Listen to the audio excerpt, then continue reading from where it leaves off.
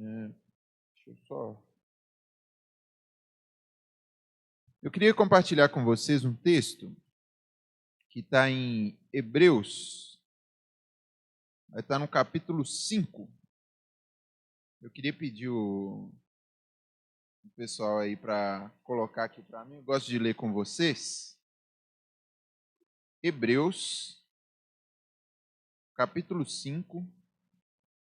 Nós vamos ler a partir do verso 11 e adentrar também um pouco no capítulo 6.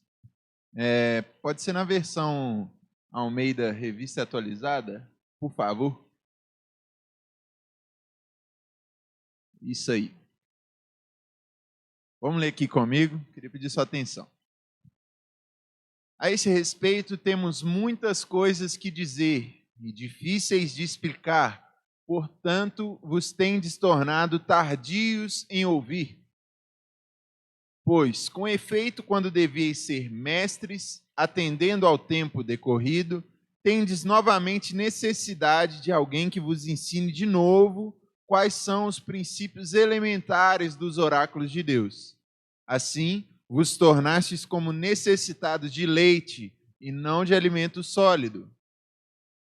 Ora, todo aquele que se alimenta de leite é inexperiente na palavra da justiça, porque é criança. Mas o alimento sólido é para os adultos, para aqueles que têm pela prática as suas faculdades exercitadas, para discernir não somente o bem, mas também o mal. Pode seguir.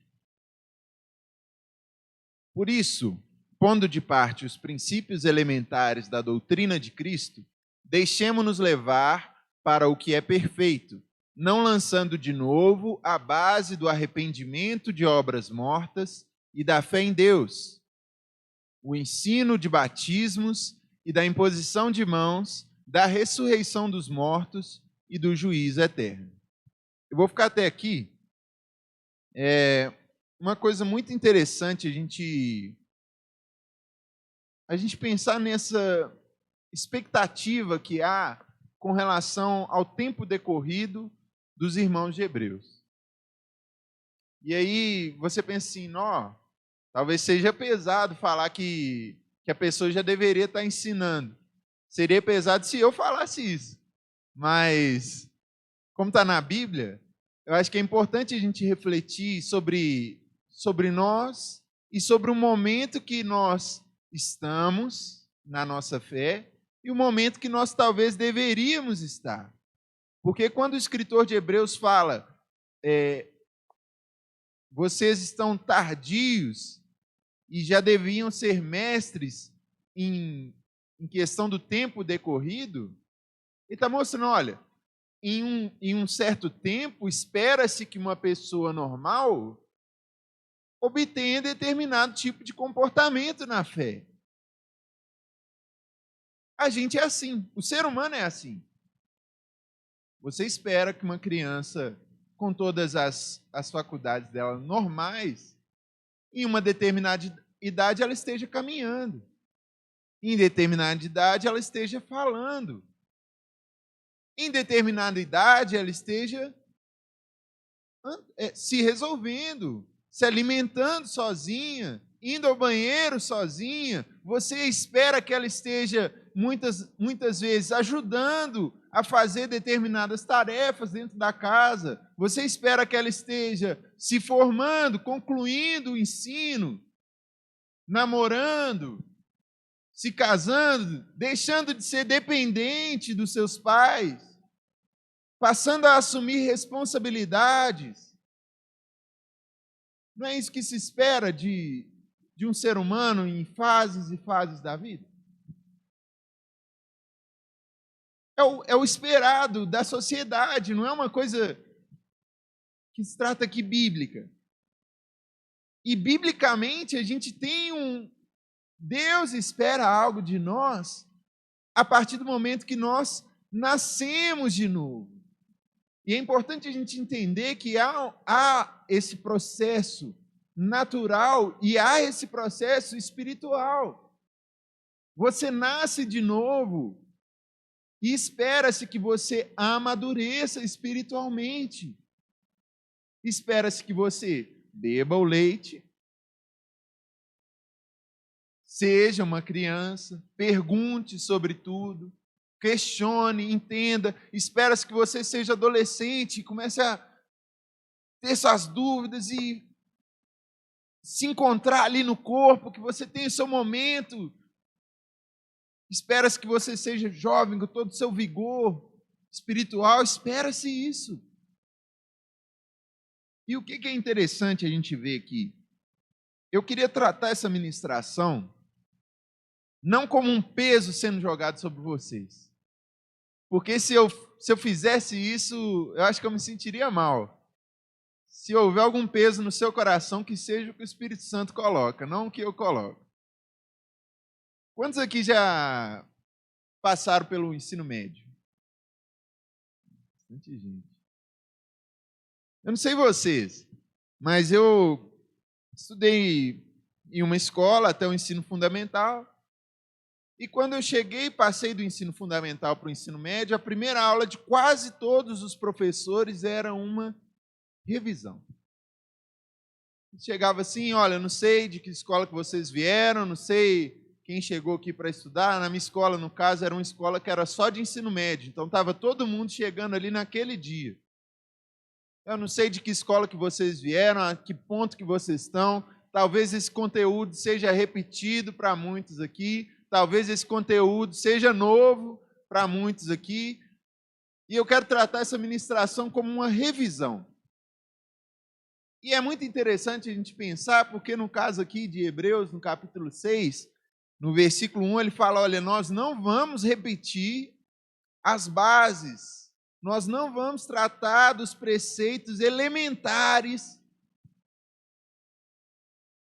da fé cristã, da doutrina cristã. E eu vou fazer um pouquinho diferente do escritor de Hebreus. Nós vamos tratar da doutrina elementar da fé cristã. E aí você pode olhar, Rafa, mas eu já escuto isso tem não sei quantos anos. Ok. Se você já está ensinando, melhor ainda. Se você não está ensinando e já sabe tudo isso, talvez você devesse estar ensinando já alguém. Então é importante a gente revisar isso e revisar não somente o que a gente já sabe, mas o que a gente tem praticado e o que a gente tem passado adiante. Amém? Então, bora pegar junto aqui, porque é algo muito interessante a gente saber. E quando se pensa em preceito básico, quer dizer que a fé cristã, ela tem, a doutrina de Cristo, ela tem como base esses pontos. Por mais básico que seja, relembrar também é bom. Porque se eu participar de uma revisão de ensino fundamental hoje, provavelmente eu vou lembrar de algumas coisas que já está esquecida, por desuso. No nosso caso não é interessante, mas é importante ainda trazer isso à tona. Então vamos começar aqui, Hebreus capítulo 6, no versículo 1. Os princípios elementares da doutrina de Cristo são, o primeiro aqui, arrependimento de obras mortas. Ok.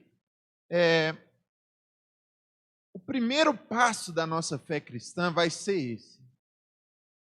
A partir do momento que você teve contato com a palavra de Deus, e essa palavra penetrou no seu coração de forma a te convencer do seu pecado, a te convencer daquilo que você necessitava, a primeira postura nossa vai ser sempre de arrependimento. Você se arrepende porque você percebe de repente que você está indo para um caminho que vai te levar à morte. A gente percebe de repente que a gente está caminhando por um caminho de pecado, e aí nós não estamos falando sobre ser uma pessoa legal ou uma pessoa péssima. Porque a palavra de Deus diz que todos pecaram. Não havia nenhum. Você pode olhar para aquela pessoa assim, legal que seja, gente fina demais. Sabe aquela pessoa que você olha assim e fala, nó, 100%, só faltava ser crente. Faltou 100%. Porque não se trata de ser legal, se trata de entender que tudo que você faz, em todas as suas atitudes, há pecado. E por isso você carece miseravelmente da graça de Deus, do perdão de Deus. E aí, você precisa se arrepender. E aí, beleza. Aí você pode olhar para mim e falar, Rafa, beleza. Se eu não sou um novo convertido, eu já me arrependi. Mas o arrependimento, ele é só o primeiro? Você precisa se arrepender só uma vez na vida e pronto? Nunca mais pequei? Oh, quem dera. Tem gente aqui, meus irmãos, aos quais eu já confessei pecados brutos depois de convertido. Confissão de pecados é algo que está descrito na palavra. E aí você fala, é só confessar? Não, tem que se arrepender de novo. Tem que identificar de novo, eu preciso da graça, eu preciso do sangue, eu preciso ser lavado. Meu pai mesmo estava contando a experiência dele aqui outro dia, sobre estar num jejum de vários dias e ser levado a um canto ali, ele ser convencido de arrependimento profundo, de pecados antigos que já tinha acontecido, mas não tinha acontecido o arrependimento em cima daquilo. Quantos aqui ainda precisam se arrepender? Eu preciso me arrepender muito ainda. E com certeza vou precisar me arrepender mais vezes. Por que o arrependimento de obras mortas é uma coisa que vai caminhar com a gente o tempo todo e é uma base? Porque você precisa não só se arrepender de novo, mas você precisa também pregar esse arrependimento aos outros. Ah, Rafa, mas é arrepender só de pecado? Não! O que é uma obra morta? A gente vê na Bíblia o pessoal citando que obras mortas muitas vezes eram coisas que o pessoal fazia buscando atingir através de uma obra a salvação. Aparentemente é uma coisa boa. Mas, mestre, em seu nome, fizemos milagres, expulsamos demônios. Alcançou a salvação? Não. Em seu nome, mestre, nunca vos conheci. Pessoas praticando obras mortas. Totalmente alheios à dependência do Espírito Santo. A gente precisa se arrepender até dessas coisas. Porque são obras destituídas de vida. Obra que não está gerando vida para ninguém. Muitas vezes está gerando um engrandecimento próprio. Ah, eu sou o cara, olha aqui. Eu expulso o demônio. Eu faço milagre. Eu revelo o CPF. Eu sou o cara. Eu encho a igreja. Eu arrecado X em dízimo. Arrependimento tem que acontecer, não só de pecado. Você está vendo aqui no texto, ele não fala arrependimento do pecado somente. Ele fala o arrependimento de obras mortas. Obras que não trazem vida para a nossa vida e nem para a vida dos nossos irmãos e nem para a vida daqueles que não creem.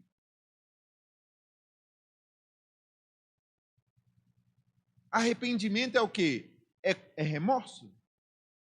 É dor no coração? Ah, eu sou o pior de todos. É isso? Arrependimento, mudança de mente. Mudou a mente, automaticamente muda a atitude. Não tem como eu pensar uma coisa e fazer outra. Mudou a mente, tem que mudar também a atitude. A gente vê João Batista falando: apresentem frutos dignos de arrependimento. Não é só ir lá e arrepender, falar, oh, me arrependo. Não é só falar, ô Dani, eu quero confessar aqui para você o meu pecado, estou arrependido. E depois amanhã, ô Dani. E depois de um mês, ô Dani. Beleza, eu posso confessar o meu pecado várias vezes, eu posso ter um pecado ali que está difícil de vencer, mas o arrependimento ele tem que, em algum momento da minha vida, gerar uma mudança do meu comportamento. Ele tem que gerar algum conserto que faça com que eu abandone aquilo. Seja uma obra morta, um pecado, alguma coisa que eu estou fazendo que não agrada a Deus. Estamos na mesma folha? A gente precisa arrepender. E a gente precisa pregar o arrependimento. A primeira mensagem de Jesus foi: arrependei-vos, porque é chegado o reino de Deus.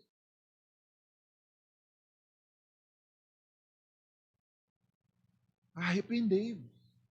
Assim que Jesus é batizado e ele começa a sair ministrando, ele começa a pregar: arrependei-vos. E os discípulos em Atos, eles pregam que, meus irmãos, o que nós precisamos fazer? Pedro levanta a voz e fala: arrependam-se e sejam batizados. Vocês percebem como que isso é uma base tão fundamental da doutrina de Cristo, que Jesus fez, os discípulos fizeram e nós também precisamos fazer? É uma base. E se eu preciso estar pregando isso aqui, é porque talvez a gente já deveria estar recebendo de Deus coisas mais difíceis de entender, mais profundas do reino. Mas eu e você precisamos ainda ouvir a base. Captaram isso? Arrependimento é uma base doutrinária. Você pode repetir comigo? Arrependimento? Arrependimento. Vamos dar sequência então? Hebreus 6, capítulo 6, versículo 1. Arrependimento de obras mortas e da fé em Deus. Essa é muito boa, né? Crê em Deus. E é engraçado que na Bíblia fala a fé sem obras é morta. Crê em Deus? Mostre com suas obras. Falar que crê é fácil, até o diabo crê e treme. A gente precisa demonstrar nossa fé em Deus através das nossas obras. Ah, Rafa, mas obra não gera salvação. Não, mas demonstra sua fé. Você não está sendo salvo porque você está fazendo alguma coisa. Mas não existe fé sem obras. É isso que é interessante. Não tem como você crer que Deus vai cumprir a promessa dele e não se posicionar para que a promessa se cumpra. É como Deus falar assim: todo mundo que estiver aqui nessa noite vai morrer. E ninguém sai correndo. Aí você fala assim: não, eu acreditei, mas eu achei que Deus não era de fazer isso, não. Não imaginei que Deus estava falando sério, não, porque Deus é amor. Mas aí Deus falou: eu avisei que todo mundo que estivesse aqui ia morrer, por que vocês não saíram fora? Não, porque a gente acreditou, mas o senhor não é amor? Você acha que vai colar diante de Deus uma dessa? Vem uma voz do céu e avisa: ei, quem estiver aqui até 8h30 vai morrer. Aí deu 8h30, ainda tem uns 3, 4 pingados aqui, e Deus vai. Uai, não é assim não, viu, gente? Eu acho que eu vou passar de 8h30 aqui. Ninguém vai morrer, não. Sou eu que estou falando, só um exemplo. Senão tá no 8h30 aí, todo mundo corre aí, fica aqui sozinho falando, eu vou ter que correr também. A fé em Deus, meus irmãos, e é interessante a gente pensar que A Bíblia ela fala, olha, aquele que crê em Deus como Senhor e Salvador. Quando você crê que Deus é seu Senhor, o que é o Senhor de alguém? Alguém sabe o contexto de que é ser Senhor? Porque hoje em dia a gente meio que perde o contexto, né? Dono. Senhor é o dono. Dono de um escravo. Você já viu o dono de um escravo falar com um escravo assim, eu quero que você vá ali, colhe a plantação para mim, o escravo olhar e falar, vou nada. Vou nada. Não vai falar. Por quê? Porque o senhor dele, o dono dele, falou: pega a plantação. Ah, estou meio indisposto hoje, senhor. Meu amigo, a plantação não vai escolher sozinha. Bora. Aí você vai e fala: eu creio que Deus é meu senhor. Aí o senhor vai lá e fala: eu quero que você doa X valor para fulano de tal ali. Quero que você doe um óculos para minha filha Bia. Você vai olhar e falar, Deus, o óculos está caro, Ray-Ban que ela quer, ué.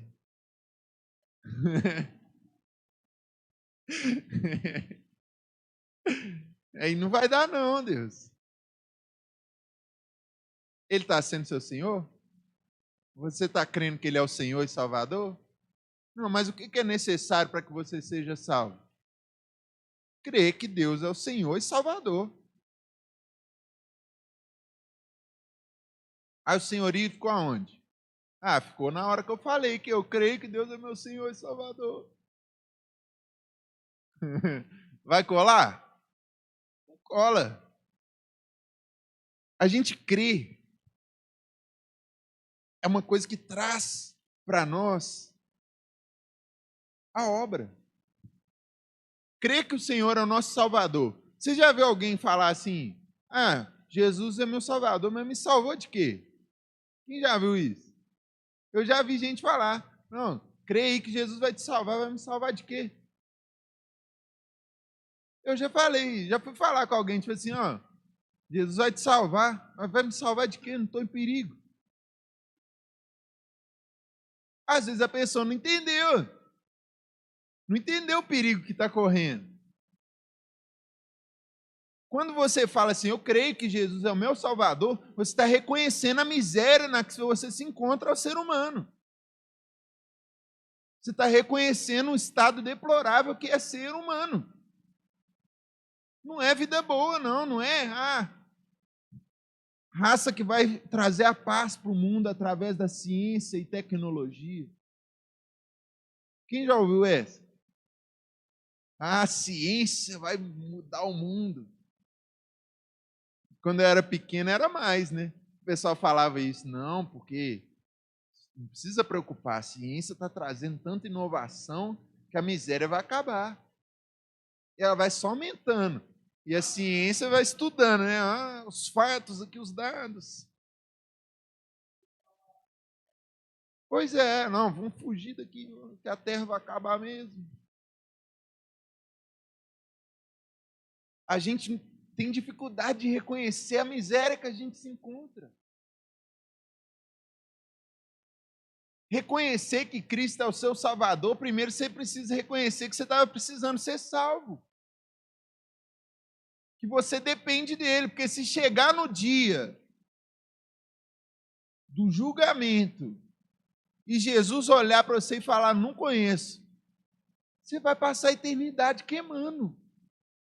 Você precisa reconhecer isso, que depende do sim ou não dele para você queimar ou você ser salvo. Você precisa reconhecer que tem inferno, que tem paraíso, para você, enfim, poder reconhecer, eu preciso de um Salvador.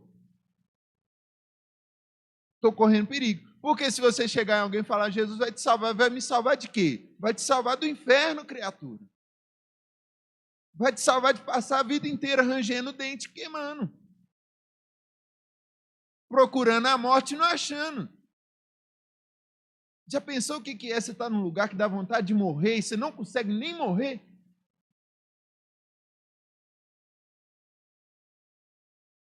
Eu detestava que falava de inferno, mas agora que eu estou falando, eu não estou achando ruim, não. Viu?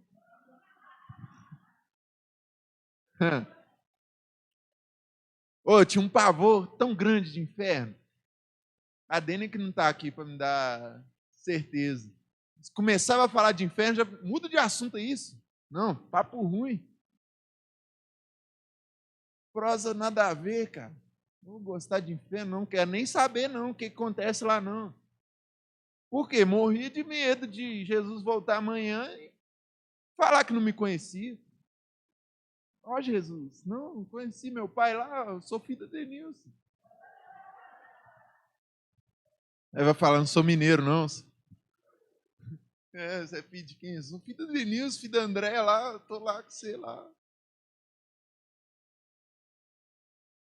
Não. O negócio é, eu conheço Paulo, conheço Pedro, e você, quem que é? É assim. No mundo espiritual é assim. É você e ele. E naquele dia vai estar tudo descoberto e patente. Não vai ter como cobrir com nada. Não vai ter folha, não vai ter nada. É você lá diante de Deus, ele vendo até sua alma. Não sei se vai ter telão. Mas ele vai saber. De todo jeito ele sabe. É importante a gente saber por quê? Porque se você crê em Jesus como Salvador, você tem que reconhecer a miséria.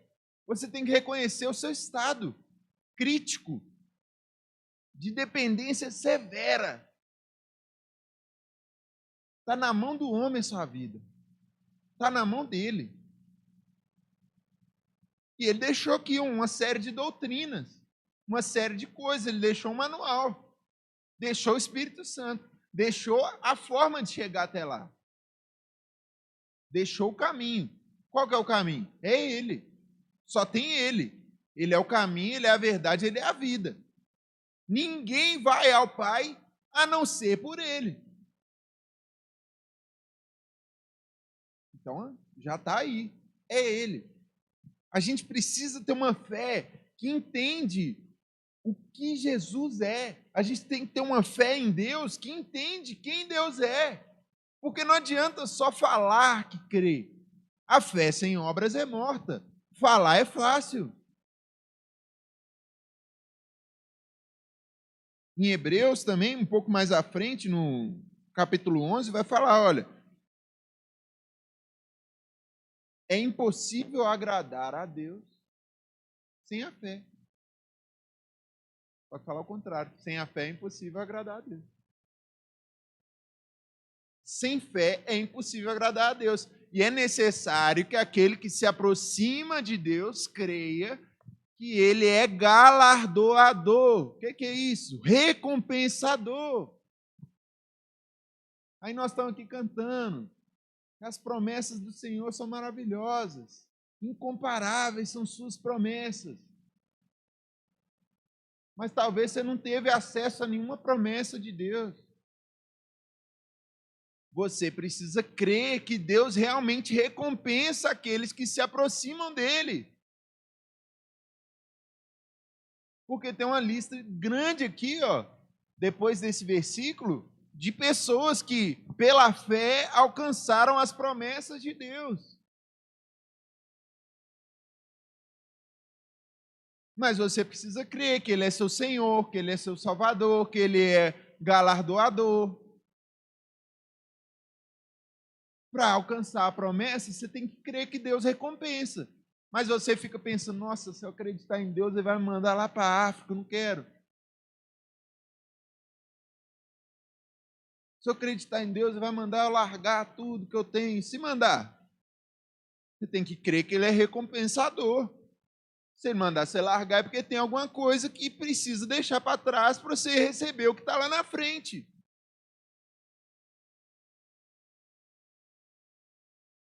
Mas às vezes a gente não acredita que Deus é bom. Às vezes parece que Deus é um cara ruim. Mas para a gente acreditar na verdade de quem Deus é, você precisa conhecer. Você precisa ter acesso à Bíblia. Você precisa ler, você precisa meditar. você precisa reafirmar, porque você acreditar em uma coisa é fácil, mas diante de um momento onde que Deus parece que está segurando a recompensa há muito tempo, igual Abraão, que recebeu a promessa de ser pai, já estava lá com não sei quantos anos, amortecido, velho. Teve que crer contra a esperança para poder ter um filho. Hã? Teve 2. Mas o filho da promessa era 1. Ele teve que crer para receber o filho da promessa. Abraão e Sara, que riu dentro dela quando o anjo falou: você vai ter o filho. No ano que vem, quando eu voltar aqui, você vai estar com o filho. Ela olhou e falou: esse aí não conhece Abraão, não. Não sabe, não, quem que está falando, não. Errou o endereço.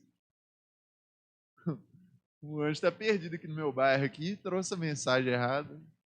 Era na tenda do lado ali, o anjo. É a Rio. O anjo falou: você riu? Não ri não, tô falando sério. E foi sério mesmo. Depois de um ano, o anjo voltou lá, o filho estava lá já, Isaac. Filho da promessa. Para a gente ter acesso às promessas, a gente precisa crer que Deus é galardoador. Estão captando? A fé em Deus é uma base. Mas você vai crer em Deus até que ponto? Até o ponto que você conhece Deus. Não tem como você crer que Deus é seu Senhor se você não entende o que é Senhor e nem quem que é Deus. Não tem como você crer que Deus é seu Salvador se você não entende que você é pecador, miserável e precisa de um Salvador que já se entregou por você há 2000 anos atrás para pagar o preço pela sua vida. Só tem como crer se você entender. Então essa é uma base. A fé em Deus é uma base. Vamos voltar lá para Hebreus 6, agora no versículo 2. Quantos creram aí na fé em Deus? Amém?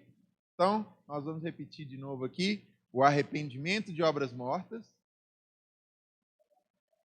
e a fé em Deus. Ótimo. Estamos indo. Vou tentar correr aqui, galera. Antes de 8h30 acho que não vai dar não, mas estamos firmes aqui. Então, o próximo ponto aqui, os batismos, o ensino de batismos. E isso, na época em que essa carta foi escrita, era algo ainda mais importante, porque tinha muita lavagem cerimonial, o pessoal queria insistir que era obrigado a se lavar a mão, lavar o pé, entrar num tanque, numa piscina e se lavar todo antes de fazer determinadas coisas. Então passa muito perto da questão das obras mortas, né?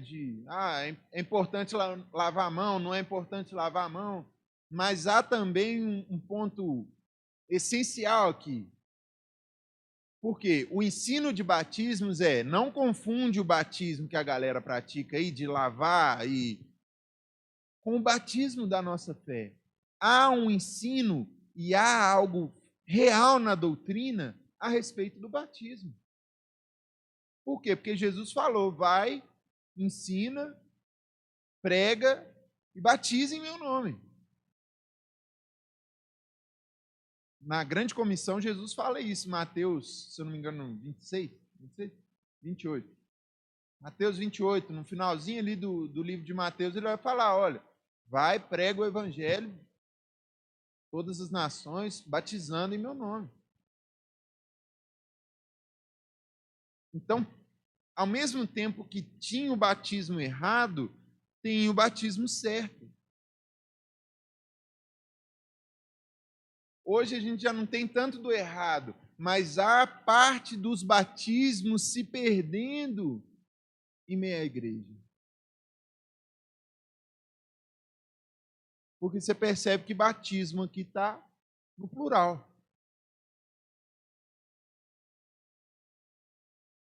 Quando você crê em Deus, e eu acredito, talvez eu possa até estar errado, né? Se alguém achar que eu estou errado aí, pode me corrigir. Mas eu acredito que isso aqui está bem na ordem do que a gente vive na nossa experiência com Deus. você se arrepende nos seus pecados e você reconhece, então, através do reconhecimento dos seus pecados, você reconhece Jesus. Você tem que ter a fé em Deus. E a partir do momento que você tem fé em Deus, você vai ser apresentado, então, para ser batizado. Está na ordem, bonitinho. Você crê em Deus, e aí você vai ser batizado. Ah, Rafa, ser batizado se tiver muito calor, vou lá, mergulho na piscina lá, legal demais. É isso? Não. Quando eu era criança, eu achava mó legal em batismo, que era ali na mergulha ali em cima ali. Aí era sempre num domingo de manhã, chegava lá o pessoal de roupa toda branca e tal. Aí confessava a fé e dava um mergulhão. Nossa, vontade de pular nessa piscina ali, gente. Às vezes estava mó calor. Mas não tinha um entendimento do que estava acontecendo ali de fato. Parecia só que o pessoal estava mergulhando, apesar de ter um grande temor. Por quê? Porque aqui o ensino de batismo sempre foi ensinado. Uma vez eu fui num acampamento de adolescentes e o pessoal estava meio que batizando no arrastão, assim, na redonda. Falava, ó, se Jesus voltar amanhã, se você não tiver batizado, você vai para o inferno. Aí que deu de gente querendo batizar lá na hora mesmo, no susto. Falou, não, vou batizar então, vou batizar. Arrancaram o pessoal lá do quarto lá desse jeito. Assim, não, vamos batizar todo mundo então. Você já batizou? Não, não batizei não. Nossa, amanhã Jesus voltar, você vai para o inferno. Vamos batizar. Oh, vou batizar. Eu lá gelei e falei, nossa, inferno, que isso? Mas eu também não tinha arrependido, não tinha crido de verdade. Então eu já falei, o negócio de batizar é muito sério. Se eu batizar meia boca aqui, também não vai resolver, não. Vou não.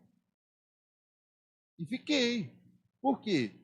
Por temor, por entender o ensino de batismo de uma forma profunda. Aqui na igreja você não vai ver ninguém ser batizado assim nas pressas. Você tem que participar, fazer o curso, tem que estar congregando, tem que entender o que é que está acontecendo. O curso leva aí vários meses. A bonitinha ali viveu, né, o curso, a Sara. Passou, veio aqui domingo de manhã, às vezes domingo de tarde, né, antes do culto, às vezes a gente estava lá assim, mó sono. Vamos lá, né, no curso. Vai lá, tem que ir com força, com firmeza. Veio, completou o curso. Ela já era batizada, mas completou o curso para participar da igreja, que a gente trata das coisas de uma forma séria. E é por isso que é importante você entender essas bases, porque talvez você está aqui e está meio perdido. Creu em Deus, você vai morrer com Cristo através do batismo. Você vai participar do sacrifício de Cristo através do batismo. A palavra de Deus fala que nós somos sepultados com Ele no batismo. Pensa que coisa intensa que acontece no mundo espiritual quando você participa da morte de Cristo, que é um momento de redenção suprema. E aí você é batizado ali, você está participando da morte de Cristo para o pecado. Você está sendo livre de todo o poder do pecado para então, assim como Cristo, ressurgir. É uma coisa intensa demais, só quem se batizou vai saber. Quando eu batizei de verdade, que eu me arrependi, criei em Jesus, falei, não, agora é o momento, eu vou batizar. Fiz o curso aqui, participei, falei, não, é isso que eu quero. No dia, cara, parecia que eu estava leve, voando assim. Entrei na água, recebi profecia sobre a minha vida, promessas de Deus. Talvez você está aqui e fale, eu não tenho promessa. Participa dos momentos, congrega, você vai começar a receber as promessas de Deus. Quantas promessas de Deus eu recebi, quantas delas já se cumpriram, estão para se cumprir. É maravilhoso, chega a arrepiar só de lembrar. Você morre com Cristo, então você ressurge para uma vida nova. Livre, todo pecado ficou no mar do esquecimento. Para mim ali é o mar do esquecimento. Eu ressurgi, eu assim, deixei tudo para trás, que ficou já era. Saí limpo, lavado, novo. É de verdade, como se tivesse assim, sua pele espiritual, igual pele de neném mesmo. Não tem uma cicatriz, não tem uma mancha, não tem. Sabe aquela pelezinha maciozinha de neném? É a minha pele espiritual saindo do batismo. Pergunta daqui, pergunta de lá. Aprende a andar, cai, levanta, corre. Vivendo as etapas espirituais. Ah, Rafa, mas você falou que o batismo está no plural. O que é? Tem parte disso que está se perdendo. A palavra de Deus diz: eu vim para vos batizar com água. É João Batista falando. Mas depois de mim virá aquele que vai vos batizar com o Espírito Santo e com fogo. Aí eu ficava, nossa, que doido, fui batizado. Será quando é que eu vou ser batizado com o Espírito Santo? Porque direto acontecia moveres, né? Onde o pessoal vinha, fazia imposição de mãos, ministrava o Espírito Santo. E aí eu ficava, agora. E ainda não era o momento, aí não acontecia. Eu ficava, você vai falar em língua? Não saía nada. Meu Deus, quando é que vai acontecer? Eu quero ser batizado com o Espírito Santo, eu quero receber esse poder. Eu quero ser guiado, eu quero ser ensinado, porque eu vivenciei, eu morri com Cristo. Eu ressurgi com Ele, eu precisava do Espírito Santo para ser o meu ajudador, ser o meu consolador, para interceder por mim. Você sabia que existe um batismo com o Espírito Santo? Tem gente que não sabe. Tem gente que não acredita. Ah, eu acho que esse negócio de batismo com o Espírito Santo aí, a galera finge. E quando eu era pequeno mesmo, eu rachava os bicos do pessoal entrando no Espírito Santo. Eu falava, nossa, que isso? Que doideira. A gente sentava e ria. Graças a Deus que na inocência de criança, porque o pecado contra o Espírito Santo é grave. Não brinca não, gente. Vocês são adultos, as crianças já subiram. É sério. Pecado contra o Espírito Santo é pecado sem perdão, dependendo do nível. Não brinca. Mas a gente ria, que a gente era criança, não entendia nada, né? Achava engraçado demais. E aí depois você vai crescendo, você passa a pensar, tipo assim, o que será que esse povo sente? Nossa, deve ser legal demais, porque está todo mundo aqui na frente, assim, o pastor Ricardo vinha, ministrava, a pessoa começava a falar, assim, você não entendia nada que ele estava falando. Nossa, será que está em transe, assim? Será que a pessoa está ali, está viajando? Será que o Espírito Santo toma conta do corpo? Eu achava essas coisas tudo. E, nossa, com maior vontade. Depois que eu batizei, que eu me comprometi para viver aquilo, eu falei, nossa, eu quero muito ser batizado com o Espírito Santo. Aí um dia eu estava lá no meu quarto, lendo a Bíblia, orando. Aí o texto da Bíblia começou a... Sabe, não sei se vocês já tiveram essa experiência, mas tem hora que parece que a Bíblia sai assim. A palavra entra na nossa cabeça assim de um jeito. Estava lendo um texto em Isaías, o texto veio assim, parecia que Deus estava falando comigo aquilo. E falou com Isaías. Aí comecei a chorar, comecei a sentir assim cheio. Até que assim, nossa, queimando, ardendo por Deus. Comecei a falar em língua. Nossa, aconteceu, fui batizado aqui, ninguém veio e colocou a mão em mim e tal. Aconteceu de repente, do nada. Fui batizado com o Espírito Santo. Porque o batismo com o Espírito Santo, né? Eu vi um pessoal falando sobre a palavra que é usada, né? O batismo é ser mergulhado, mas o batismo do Espírito Santo é um derramamento.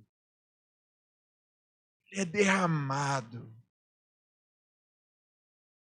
precisa ninguém ir lá te mergulhar. Deus vem e derrama sobre a sua vida aos montes do Espírito Santo. Você não precisa estar aqui, não precisa estar... Não precisa de nada, só precisa que Deus venha e derrama sobre a sua vida. Assim, como um rio sendo derramado numa cachoeira. Assim, a água pesada que você sente nu. Encheu. Existe isso. Você sabia? Batismo com o Espírito Santo derramando ali sobre a sua vida.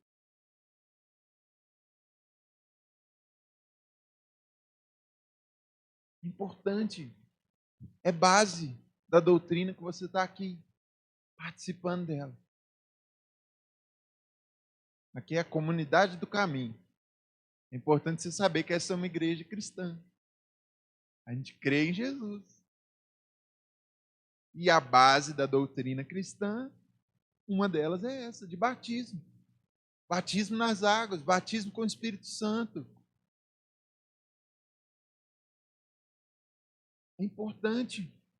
É base, fundamento. Você canta assim, eu vou construir minha vida em ti. É em cima desse fundamento, dessa base. É em cima disso que você constrói. É em cima da sua fé, do seu arrependimento, você é batizado. E aí a gente vai passar para um próximo ponto aqui, que são o ensino de batismos e da imposição de mãos. Essa parte é uma parte da hora de pensar. Eu gosto desse ensino. E eu quero ler com vocês um texto, está lá em Atos, capítulo 6, versículo 2.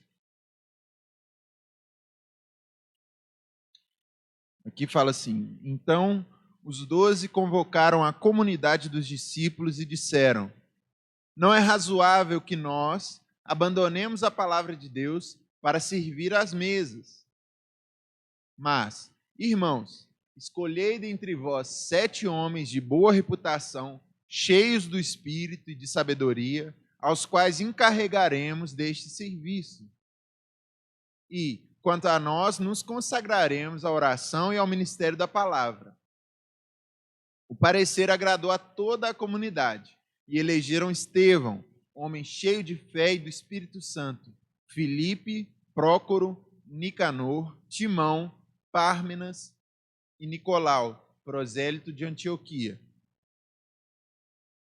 Apresentaram-nos perante os apóstolos, e estes, orando, lhes impuseram as mãos. Crescia a palavra de Deus em Jerusalém, se multiplicava o número dos discípulos.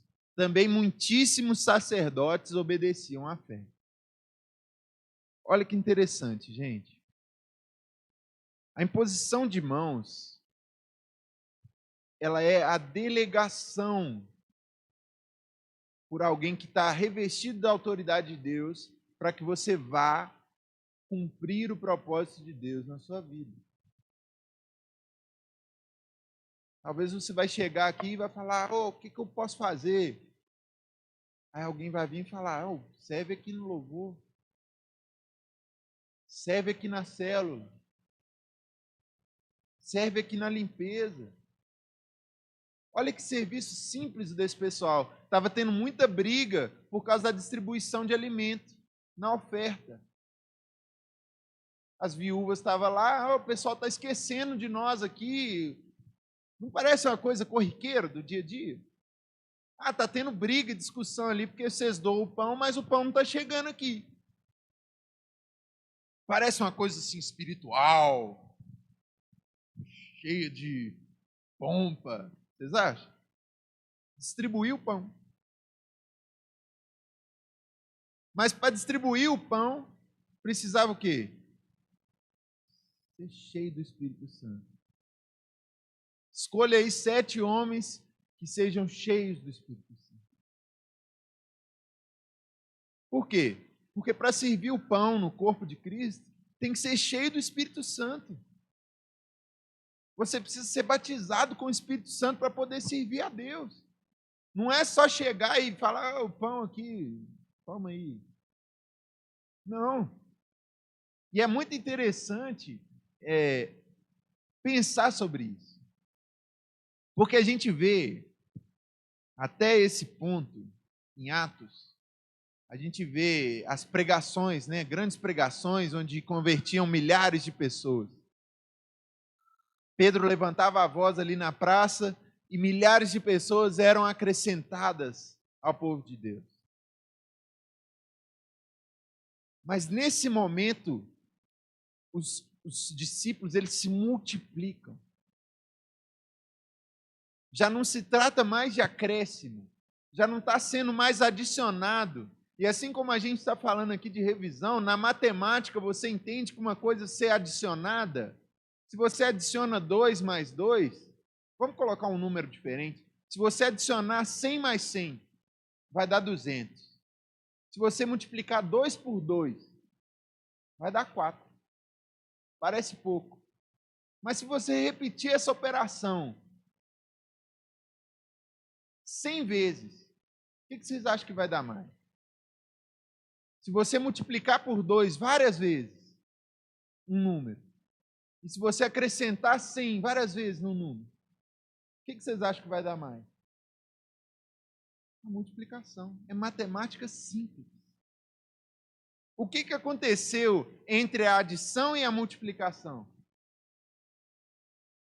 As pessoas começaram a assumir o papel delas. Talvez você está aqui e fala, não, mas eu não tenho a manha de falar em público.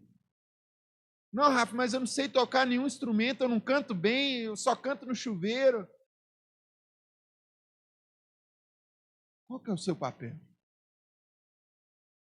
A imposição de mãos é a delegação de uma função a alguém cheio do Espírito Santo. Meu pai sempre conta o testemunho, eu acho fera demais, que é o testemunho, um pastor, a igreja dele começa a encher. Começa a lotar a igreja e vem gente de todo canto. E ele olhando aqui, pô, Deus, maravilha. Aí Deus vai falar com aquele pastor, eu quero que você vá lá na minha igreja hoje, tal horário. O pastor chega lá na igreja. E tem uma irmã limpando cada banco da igreja, com lágrima no olho, chorando, e pedindo a Deus, Deus, que a pessoa que vier aqui, que sentar nessa cadeira, seja abençoada, seja fortalecida, que ela venha aqui, que ela saia mudada, derramando as lágrimas dela em cada cadeira, uma de cada vez, cheia do Espírito Santo. E o pastor falou, ó, tá aí por que as pessoas estão vindo e voltando e ficando. Não é porque a palavra era boa, porque o louvor era bom, porque tinha ar-condicionado. Deus estava marcando a vida das pessoas através da oração daquela irmã. Assim como os irmãos se multiplicaram através da distribuição de pães de Estevão. Estevão estava distribuindo pão para a galera. E isso fez com que os discípulos se multiplicassem ao invés de se adicionarem. Imposição de mãos, aqui tem ou não tem? Tem. Domingo passado a gente teve imposição de mãos aqui sobre a vida da Bia, que vai estar em tempo integral, servindo ao Senhor. Imposição de mãos. Mas tem outras imposições de mãos? Tem. Que a gente já teve aqui o levantamento do ministério de evangelismo. Cada vez que algum irmão é acolhido para participar, para servir em algum momento, há imposição de mãos. E o que é essa imposição de mãos, Rafa? É a autoridade vindo sobre a vida daquela pessoa. Para que ela cumpra a função que for, com toda a autoridade de Deus. E isso alcance vida. Precisa ser cheio do Espírito Santo para receber imposição de mãos. Para servir no corpo. Por isso você chega aqui, não serve antes de fazer o curso, antes de ser membro, antes de participar, antes de... E um filtro, não dá para servir de qualquer jeito. Por quê? Paulo fala com Timóteo, não impõe as mãos sobre ninguém precipitadamente, não. Não vai ungir ninguém para fazer nada com pressa, não. E aqui a gente segue isso. Você não vai chegar aqui, eu quero fazer, eu quero acontecer. Beleza. Vamos receber, vamos arrepender, vamos ter fé em Deus, vamos ser batizados com o Espírito Santo. E aí, no tempo de Deus, você vai receber. Assim como Estevão e os outros 7 irmãos ali receberam a imposição de mãos no tempo certo. O trem estava incomodando, parecia agradar a todos. Ótimo, vamos ungir o pessoal aí. E houve um reboliço. Porque Estevão, enquanto ele distribuía os pães, ele estava lá pregando, de forma ousada. De repente, parecia que o pessoal olhava para ele e via Jesus, via o olho, a face dele brilhando, a ponto de apedrejar e matar ele, em perseguição àquilo que ele estava fazendo, que era distribuir o pão. Mas ele distribuiu o pão de qualquer jeito? Não. Ele distribuiu o pão cheio do Espírito.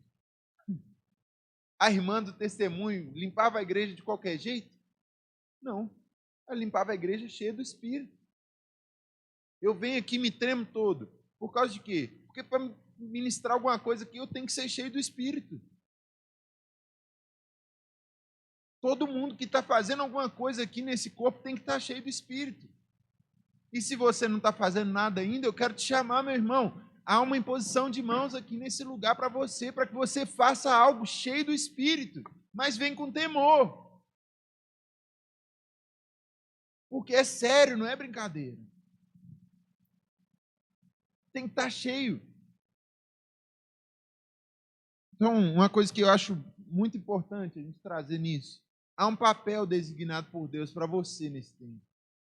A gente precisa passar de fase. E para isso a gente tem que seguir o beabá, o básico.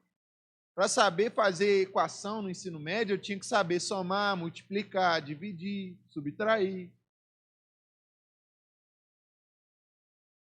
Para receber alimento sólido, tem que saber o básico. Vamos seguir em frente? Quero ler outro texto com vocês, está lá em 1 Coríntios. 1 Coríntios, no capítulo 15. Nós vamos ler a partir do versículo 12. É importante você entender, né, desculpa, antes de ler 1 Coríntios 15, eu quero falar com vocês, né? Nós estamos trazendo as bases aqui. A próxima base vai ser sobre a ressurreição dos mortos. Ok? Então, até aqui a gente já viu arrependimento de obras mortas, a fé em Deus, o ensino de batismos e a imposição de mãos. Ok? E agora nós vamos entrar na ressurreição dos mortos. Pois bem, se proclamamos que Cristo ressuscitou dos mortos, por que alguns de vocês afirmam não haver ressurreição dos mortos? Pois, se não existe ressurreição dos mortos, Cristo não ressuscitou. Se Cristo não ressuscitou, a nossa pregação é inútil e a fé que vocês têm também é inútil. Então, estamos todos mentindo a respeito de Deus, pois afirmamos que ele ressuscitou a Cristo. Mas, se não existe ressurreição dos mortos, isso não pode ser verdade. E, se não existe ressurreição dos mortos, então Cristo também não ressuscitou. Eu estou lendo a minha versão aqui, né? Bora. E se Cristo não ressuscitou, a fé que vocês têm é inútil e vocês ainda estão em seus pecados. Nesse caso, todos os que adormeceram crendo em Cristo estão perdidos. Se a nossa esperança em Cristo vale apenas para esta vida, somos os mais dignos de pena em todo o mundo. Parece coisa boba, né? A ressurreição dos mortos. Esse texto aqui mostra quão base é a ressurreição dos mortos para a nossa fé. Se não existe ressurreição dos mortos, todo o resto vai caindo por terra. Se não existe ressurreição, Jesus não ressuscitou. Se Jesus não ressuscitou, meu irmão, você está crendo em quê? Sua fé é inútil, a minha fé é inútil, eu estou pregando uma mentira. Deus, tudo aquilo que eu disse sobre Deus é mentira. Se eu não acredito que o morto ressuscita, eu ainda estou nos meus pecados, eu vou morrer neles e vou para o inferno. Porque a condenação eterna já está aí há muito tempo. Jesus é a salvação. Se Jesus não ressuscitou, ele não é o Messias, ele não é o Cristo, não tem salvação nenhuma nele. E a gente está perdido.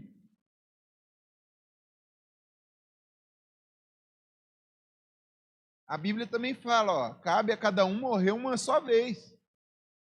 Não adianta você pensar assim, não, nessa vida eu não consegui, na próxima eu tento de novo. Não tem reencarnação não, galera. Doutrina base da fé cristã. Você vai morrer uma vez e depois vai vir um julgamento. E todos aqueles que estão em Cristo, é até interessante quando a Bíblia fala dormem. Eu gosto disso. Porque parece que quando você está em Cristo assim, você não morre. Você só dorme, você tira um cochilo longo assim, de vários anos. Ou poucos anos, depende do tempo que Jesus vai gastar para voltar. Seu despertador está na volta de Jesus. Aí você tira um cochilo ali, tranquilo. E espera o seu momento de ressuscitar. E isso é importante demais você acreditar nisso. E é legal a gente falar sobre isso, porque é pouco falado, mas é de extrema importância. Você tem que esperar ressuscitar. Você tem que acreditar que em algum momento você vai ressuscitar. E aquele seu irmão que está dormindo em Cristo, ele também vai ressuscitar. E se você estiver vivo, você tem que achar ele melhor ainda, porque ele vai ressuscitar primeiro. Ele vai vir com Jesus já e você vai estar aqui. Tessalonicenses vai falar sobre isso. Os que dormem vão vir primeiro, vão preceder os que estão aqui. Então, quem está dormindo, meu irmão, está melhor do que quem está aqui vivo. É motivo para você se alegrar ou não é? Pô, a gente vê Paulo falando assim, eu queria muito ir. Eu fico aqui por causa de vocês. Mas eu já queria ter ido. Morrer para mim é lucro. Em outras palavras, dormir para mim seria bom, ia descansar tranquilo. Ainda ia vir com Jesus ainda, ó.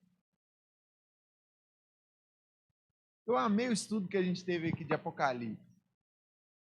Eu morria de medo de Apocalipse, gente, eu confesso para vocês. A gente teve um estudo aqui com o pastor Daniel que foi sensacional. Estou ansioso pela segunda parte. O estudo foi maravilhoso. Encheu meu coração de tal forma que no intervalo que teve para fazer um lanche, eu nem quis lanchar. Imagina um cara desse tamanho abrir mão do lanche. No intervalo eu nem quis lanchar, nem beber água. Eu vim aqui, peguei o violão, comecei a cantar, comecei a falar daquilo, porque são coisas maravilhosas que aguardam a gente. E você tem que entender, se Paulo está falando isso, olha, se tudo que eu vivo em Deus está baseado só nessa vida, eu sou o cara mais digno de dó.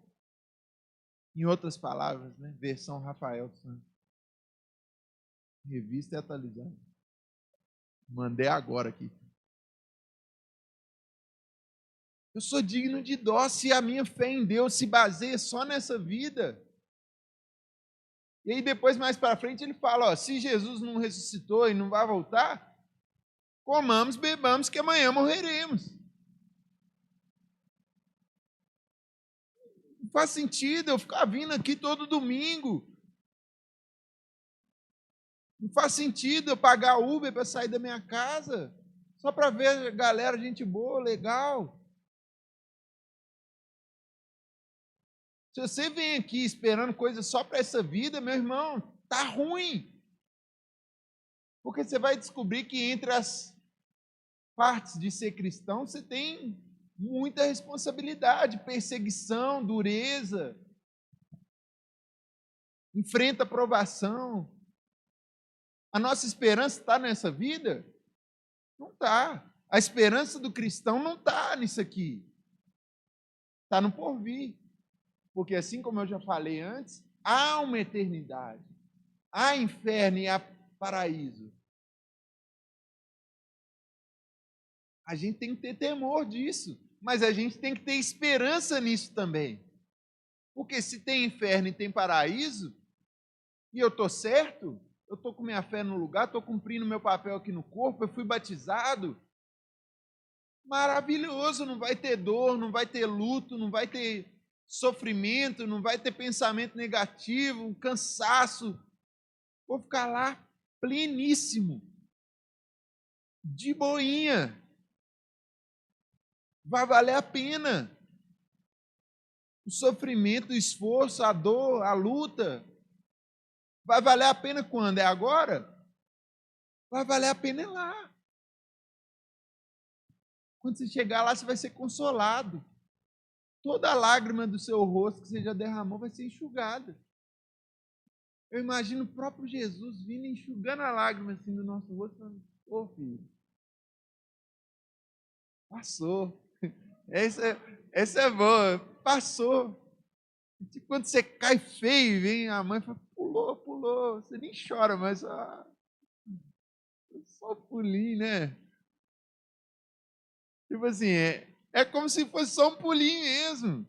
Porque você viveu uma fração tão pequena do tempo comparado com a eternidade que é um pulo. Oh, pulou. Acabou. Pode vir, fica aqui tranquilo. Imagina o que é, vamos colocar aí na nossa expectativa de vida alta, né? 85 anos, 90 anos. Se viver muito, muito, 100 anos. Parece coisa demais. O que é isso perto de uma eternidade? Pensa, a gente perde de vista 2.000 anos, que não dá nem para imaginar. Consegue imaginar quanto tempo tem que Jesus já veio aqui? É muita coisa que já aconteceu. O que é 100 anos diante de 2.000? Já é quase nada. Imagina da eternidade, de um tempo que não termina. A nossa esperança está na ressurreição. A nossa esperança está no fato de que Jesus ressuscitou. Primeiro, ele foi o primeiro de muitos. Através de um, a morte entrou. Através de um, a ressurreição entrou para todos. Através de Jesus, todos nós temos acesso a essa ressurreição que dá vida eterna. Essa é a base. É nisso que a nossa fé se baseia. Vou correr aqui.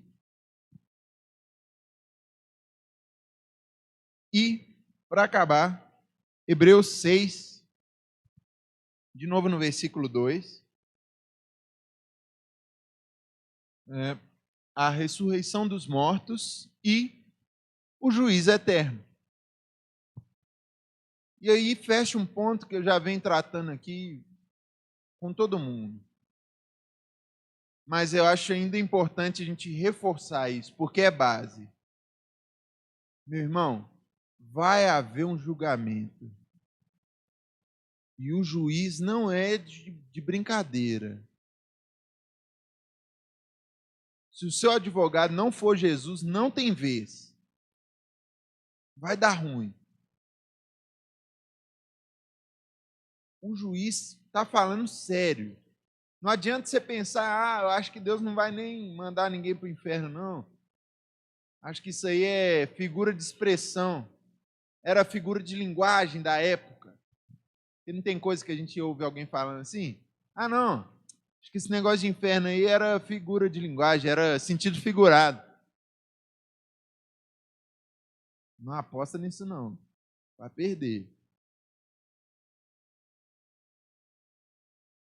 Não é sentido figurado, meus irmãos, o juízo, o julgamento. Na ressurreição, quando todos ressuscitarem, vai haver um grande julgamento. Por isso que eu acredito que está na ordem. É o que a gente vai seguir bonitinho. E depois da ressurreição, julgamento. E aí é importante a gente saber, o julgamento só tem dois caminhos: condenação eterna ou vida eterna. Não tem meio do caminho, purgatório, você vai ficar ali pagando e depois passar batido. Não é por aí. Ou você está salvo ou você está condenado. E o tempo que você tinha para provar que merecia estar salvo é essa vida. É esse tempo hoje que a gente está vivendo. Por isso que é tão sério. Por isso que eu morri de medo. Porque eu sempre fui ensinado aqui que é essa vida que você tem. É uma prova só. Não tem repescagem, tentativa 2, segunda chance. Fez, fez. Se não fez, não faz mais. Fez, assume. Fica até um silêncio, um clima meio pesado. Eu não gosto muito de falar dessas coisas, não, gente. Mas eu tenho que falar porque é base. Você só consegue viver a doutrina cristã se você entender que tem isso. Ignorando, você vai viver meia boca. Enquanto você ignorar, fingir que não tem, pedir para, não, muda de assunto aí. Na ignorância, você não vai viver como deveria. Por quê? Se você vive em retidão, em temor, é porque você tem consciência do que pode acontecer se não der certo.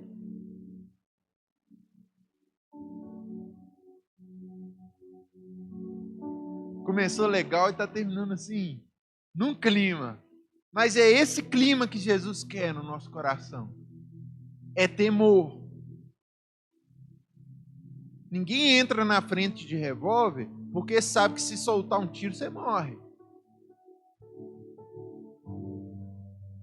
Ninguém sai atravessando a rua na frente dos carros a menos que queira morrer. Porque tem consciência de que se um carro passar em cima de você, você morre. Ou machuca. A gente precisa ter consciência que se viver errado, vai chegar no último dia e vai morrer de novo. A segunda morte, que é ainda pior do que tudo aquilo que você pode imaginar de ruim nesse mundo. É tudo de ruim que você imaginar. E ainda pior. Então tem que ter temor. Por quê? Porque assim você não entra na frente de bala, não entra na frente de carro e não vive a sua vida toda errada. Tendo diante de você a oportunidade de viver uma vida reta e certa. Que é através de tudo que você já foi oferecido, o arrependimento, a fé em Deus, o batismo, tudo isso está te conduzindo para onde? Para a salvação, para a vida eterna. A ressurreição é para quem? Para nós que cremos. O julgamento eterno é para que nós possamos ser julgados e redimidos, absolvidos. Nós somos réus, aguardando o momento onde vai sair da boca do juiz a sentença. Ei, você está liberado, não vai ser condenado mais não. Eu vi aqui as provas aqui contra você, mas teve um cara que já pagou. É para isso que a gente vive, sério. É para isso que a gente busca na nossa fé em Deus. Crer que Jesus nos salvou. Porque independente do que você fizer, faça certo, faça errado, se não for feito através do Espírito Santo, não tem. Tem que fazer certo, tem que fazer através de Deus, através de Cristo.